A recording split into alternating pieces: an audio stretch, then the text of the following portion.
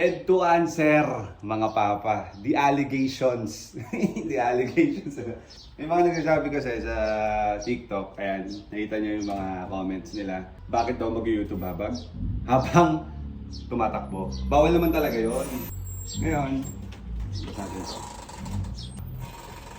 Hold lang. So yan, tumakbo na siya, umilaw. Ngayon bago natin sabihin, sagutin yung mga yan. Eh wala, nakakumot pa, kinukumutan natin. So, tanggalin muna natin to. Yan, meron pa siyang ganito. May kumot pa. May kumot na may kumot pa. Yun nga, hindi siya kasya sa garahe. Si Georgie kasi fit na fit, kaya ng sara tong pinto. Ayan o, itong gate natin. Dito, kung titignan nyo dito, ayan, sobrang ano niya, ang layo. Ngayon, para hindi siya tumama, nilagyan ko muna ng stopper na ganito. Ayun, kaya natin tinakpan kasi may mga pusa pumapasok dito eh. Katapakan yung mga... Totoo? Hindi, meron. Siyempre may mga ano yun, may mga kuko, mga kukuhan yung ano.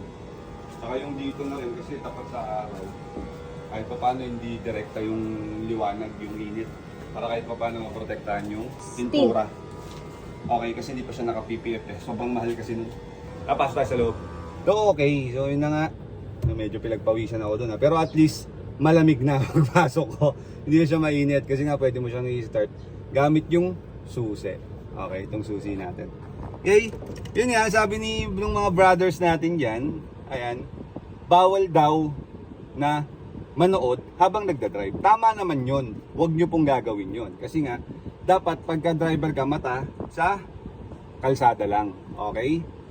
Pero, mga kaibigan, kaya tayo nagpa-install nun, kasi hindi lang man tayo sasakay dito eh. Okay? May pasahero tayo. Ayan, tulad niyan, si Bengay, nagkakalikot ng nagkakalikot siya sa YouTube, ayan, gusto niya manood. Then ako, as a driver, nakatingin lang ako sa kalsada. Okay? Tamang kinig lang ako. Then kapag stoplight or kung may pagkakataon, tamang sulyap lang konti, di ba? Konting sulyap lang ganyan. Pero yung mata, dapat focus lang sa kalsada para iwas aksidente. Tapos yun, hindi ko to ginawang video na to para din sa kanila, para magpaliwanag. Hindi. Para lang din aware yung iba natin na mga drivers dyan na dapat ang mata sa kalsada kapag nagmamaneho. Okay? Sa mga nagtatanong din kung paano yung install, kasi may video ako na nag-install kami ng G-Box. Ayan. Okay? Sa mga nagtatanong din kung saan, pumunta lang kami sa may BYD Marilao. O kahit sa BYD branches naman eh. Okay, pa-install kayo ng G-Box ninyo doon.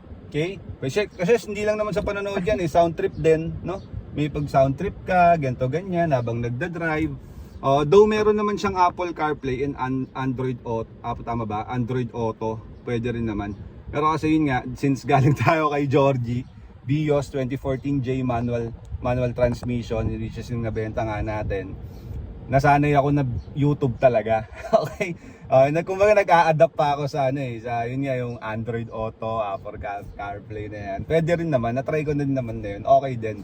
Pero kasi minsan parang trip ko yung may mga yung may mga music video, tapos may nakikita akong mga gumagalaw-galaw. Ganun lang. Ay, tito eh. Papi Chula, may tatanong ako. Ano yun? Meron akong nabasa, pag daw in-installan daw ng G-Box daw, mawawala daw yung warranty. Paano yun mangyayari na mawawala yung warranty? Doon ka nga mismo sa may dealership na BYD mismo magpapa-install. Okay, so hindi yon, walang ganon. Tsaka isa pa, wala namang nabanggit doon na, boss, pag in-installan namin to, mawawala yung warranty niya na. Parang ganon, di ba? BYD mismo, doon mismo yon, doon tayo nagpakabit. So kung gusto yung magpakabit niyan, yung G-Box na yan, punta lang kayo doon sa dealership mismo. Kung saan kayo kumuha siguro ng auto or kahit saan mang BYD branches na makikita ninyo. Na mas malapit din sa kanila. Yes, na mas malapit din sa kanila. Okay? So yun, punta lang kayo doon, pa-download na kayo para swabe. Okay? Swabe ang driving experience and everything. whatsoever. Let's go. Sobrang lamig ng aircon. Hindi ginawa ko. So dito hindi siya Ay, gumagana, no? Pag ito yung pinindot Oo, mo hindi lang. yan gumagana. Pero dapat pagka mag-YouTube ka, Sa dito, Gbox pupunta ka rito mismo sa Gbox. Okay. Yun pala, nakalimutan ko Oo. sabihin. Salamat, Mengay. Pag sa labas kasi yan dito, ayan, dito gumagana to. Hindi yan, nagana talaga. Yan, nagaganyan Okay, siya. pero pag sa Gbox na yan, pack, ganun, ayan, pwede na yan. Since wala tayo, hindi tayo nakakonect sa, sa Wi-Fi. So yun, ganun lang, no? Then yun, pa-update nyo na rin yan. Tsaka isa nga pala, yung busina. Wala tayong ganun, di ba? Yung parang top, yung parang courtesy horn ba tawag doon? Yung parang gaganyanin mo lang, para hindi siya galit na parang ganun. Yung pag ginanyan mo lang, meron na. Ina-update din yon. Punta rin kayo doon sa, sa BYD. I-installan nila yan. Sa akin, hindi ko pa napapagawa. Pero, bibidyo ko yun pagka pumunta ako doon kung meron na silang, kung pwede sila mag-update ng busina. So, ngayon, wala pa yun. Kailangan pagalit. So, ganun pa dapat. Na, yan lang mga sa panonood. Once again, this is Medj TV. And see you in our next vlog. Peace out. Take care very much. Bye-bye. GG's.